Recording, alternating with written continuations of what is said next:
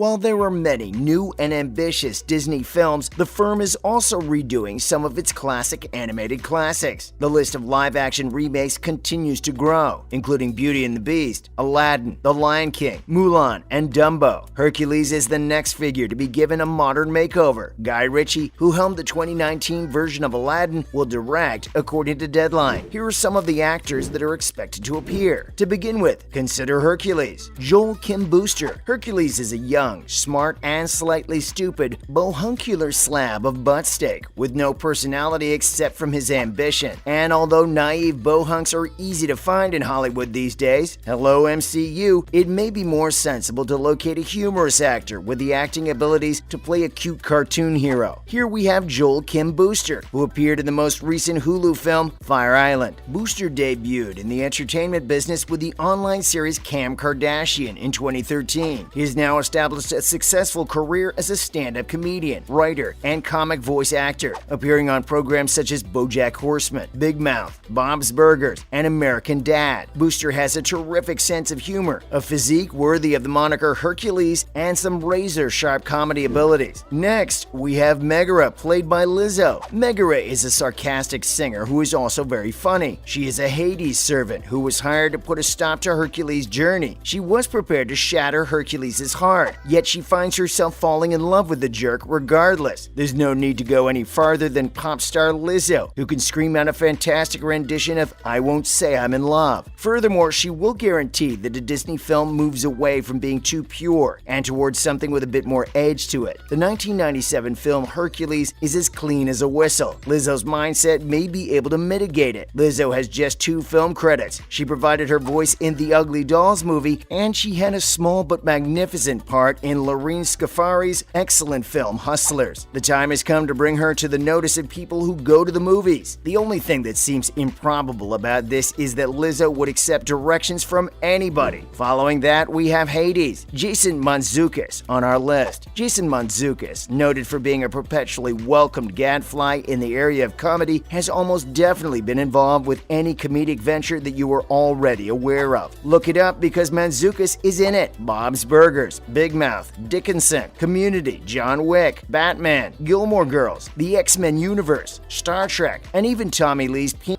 have all featured him. There is nothing the guy cannot or will not do. He infused his own irrepressible personality to every role he does, and he does it in a manner that is easily identified as Jason Mantzoukas' acting approach. If that's the case, why not the underworld's ruler? When the novella initially came out in 1997, Hades was represented as a quick-witted celebrity agent who spoke about schmoozing and kissing. Mantzoukas would lend an additional degree of boldness to the role, as well as an element of anarchy that, to be honest, all of us could use more of in our lives. Philoctetes. Matt Berry is up next. Matt Berry is one of the few comedians who can make any speech entertaining just by the manner in which he delivers it, and he is one of those few comedians. Berry's simple greeting of good morning may move you to tears. Berry's work on the raunchy vampire mockumentary television show What We Do in the Shadows garnered him the distinction of Best Actor for numerous years. Also, every actor is the best actor on What We Do in the Shadows. Berry is no stranger to odd gigs, having played both a space dolphin and another Greek deity, Neptune, in 2 separate SpongeBob SquarePants films. She also provided the voice of Plankton in the series. He is also familiar with both Disney and revisionist fairy tales, having appeared in Disney's ponderous Christopher Robin film. The former is represented by Snow White and the Huntsman, while the latter is represented by Christopher Robin. He even gave narration for the Book of Boba Fett. Taking up the role of a satyr seemed to be the next natural step. Why not just cast Berry in the role of Hercules as well, and as Hades in the part of Megara? He would do it. Following that is Zeus, played by John Waters. According to legend, Zeus was a giant old pervert who transformed into animals in order to seduce and mate with human women. He accomplished this by taking on their form. Monogamy was the farthest thing from his mind, and he was far from anyone's concept of a warm and fluffy father figure. Disney attempted to depict Zeus and Hera as loving parents in the 1997 film. Everyone who knew anything about Hesiod's theogony, thought this was a ridiculous representation and found it amusing. So let's give Zeus a little dirt by casting John Waters, the self-proclaimed Pope of Trash. Waters, who is now 76 years old, has not appeared in a film since Alvin and the Chipmunks, The Road Chip, in which he played himself and sat next to Alvin on a plane. During that situation, Alvin disclosed that he had watched Pink Flamingos, which has its own specific brand of lunacy. Moving on, James Hetfield and Lars Ulrich as Pain and Panic, respectively. Hercules contained a slew of charming animal sidekicks, the most noteworthy of which being the small demons Pain and Panic, who serve as Hades' henchmen and hench creatures, respectively. It was evident that the casting was going to be excellent as soon as Bob Goldthwait and Matt Frewer were cast in their respective parts in the film. However, an update is necessary, and when it comes to bickering demons who spend a lot of time with death but also argue a lot, James Hetfield and Lars Ulrich of Metallica, the most successful metal band of all time, are perfect. In the documentary Metallica, Some Kind of Monster, which was released in 2004, the band was shown going through group therapy and was pushed through their mutual resentment by their producer, which eventually led to the band staggering their way into the album Saint Anger, which is easily the band's worst album. Furthermore, marketing and the experience of having one's work mistreated by marketers play important parts in the storyline of the 1997 film. If you're acquainted with Lars Ulrich, you're probably aware of his epic dispute with Napster and the money he was losing from file-sharing sites back when they were in vogue. If Ulrich bought hurt goods, he would be sending a very different message than if Matt Frewer did. The Muses. BTS is up next. Even though BTS only has 7 members, Jungkook V, Jimin, RM, J-Hope, Suga, and Jin, there are 9 Muses, which is 2 more than in the 1997 Hercules film. Also, although the gospel music in Hercules was good, it was an odd aesthetic decision that had nothing to do with Greek mythology in any way, shape, or form. True, BTS would not authentically reflect Greek history, yet being the most famous K-pop band in the world, they could surely provide the gloss required for a novel about a protagonist who wishes to be a legendary hero. Those BTS guys are sizzling like it's summertime. As quickly as feasible, have them cast in a Disney film. If you had your choice, who do you think would be a better match to narrate a Disney film? Finally, why is Netflix losing subscribers? First and foremost, what is the source of this decline in subscribers? There might be various explanations. Remember the battle in Ukraine that has raged for months since Vladimir Putin sent the Russian army to assault the sovereign nation. Netflix, like many other companies, did what it could to assist Ukraine, which in this case included suspending service in Russia. There are nearly 150 million people in that region, thus subscription numbers will undoubtedly decrease. There's also the fact that Netflix now faces much more competition than it did before. Until recently, Netflix was the only company that charged a monthly subscription to stream TV and movies into people's homes. Those days, however, were not to last. The ring is now so crowded that delivering a strike is tough. There includes access to Disney+, HBO Max, Paramount+,